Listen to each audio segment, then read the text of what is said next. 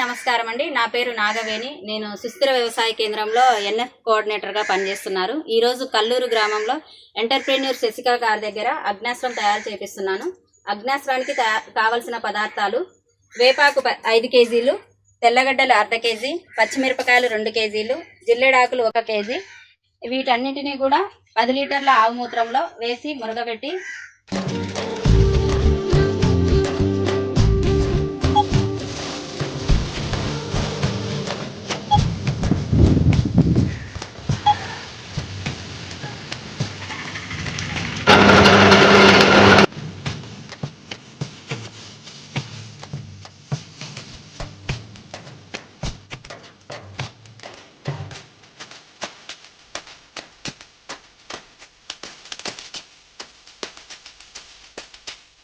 ఈ ఉపయోగం వచ్చేసి కాండం తొలుచు పురుగు నివారణకు, కాయ తొలుచు పురుగు నివారణకు దీన్ని ఉపయోగిస్తారు. ఎకరాకు వచ్చేసి 100 లీటర్ల నీటికి 3 లీటర్లు వేసి పిచికారీ చేసుకోవాలి.